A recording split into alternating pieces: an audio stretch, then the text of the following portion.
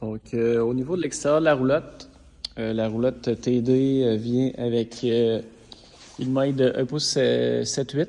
On la veut environ à 18 à 19 pouces du sol, le dessus de la boule. Ça vient avec votre petit niveau ici en avant.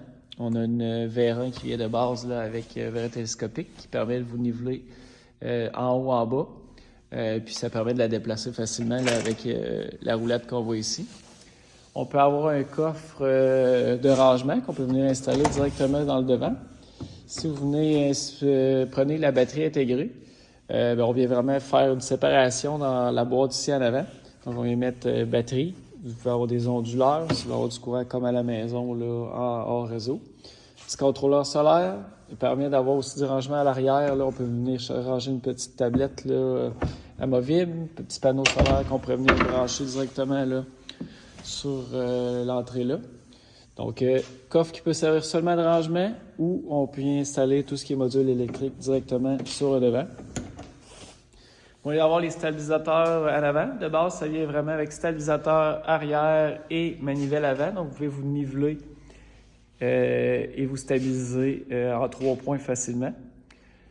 On a 2 entrées d'air extérieures sur chaque mur. Donc, l'air frais rentre par les murs, sort par le maxaire ici.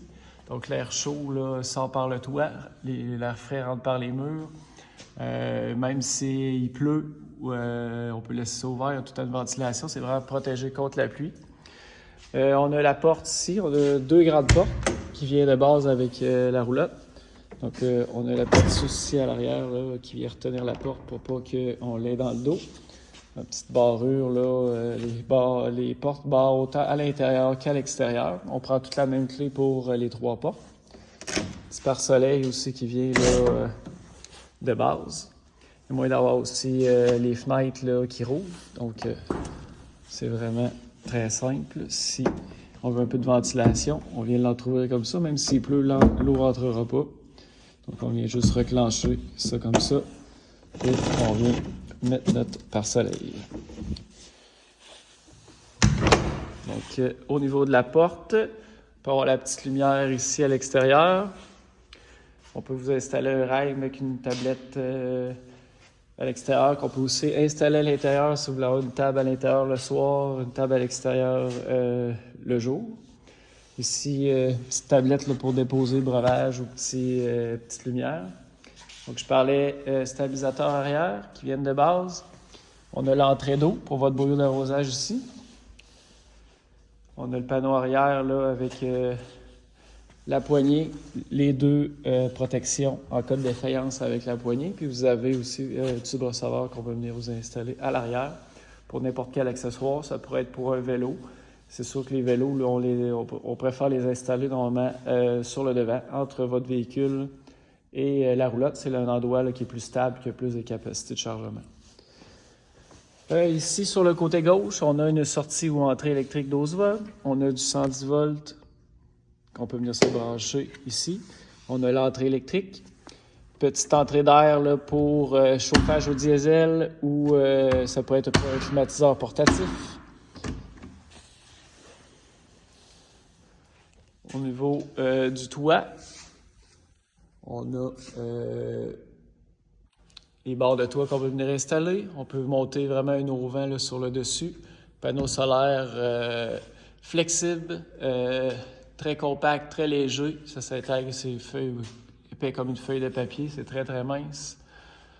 Donc, comme je disais tantôt, il y a le maxeur qui vient de base avec la roulotte, là, même avec un ventilateur intégré. Donc, toute une bonne ventilation à l'intérieur.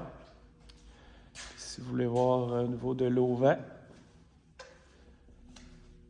ça a 6 pieds et demi de large par 8 pieds de long. On peut venir installer là, facilement des accessoires comme des moustiquaires qui viennent vraiment s'éclipper sur la structure de l'auvent. Puis on a même un annexe là, qu'on peut vraiment tout fermer le pourtour comme une tente avec des portes moustiquaires. Puis on peut même avoir un plancher là, en PVC qui vient vraiment faire comme une pièce extérieure là, très, très grande là, sur la roulotte.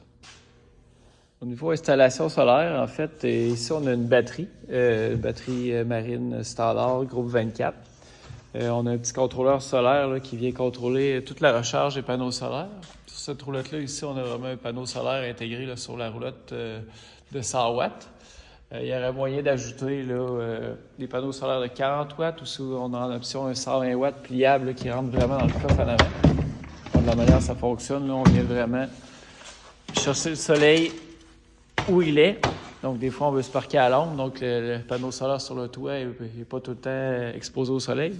Donc, on peut venir mettre notre panneau solaire directement ici. Puis, on vient brancher. Là, on a une petite prise SAE qu'on vient brancher sur le côté. Donc, pour aller chercher plus de capacité.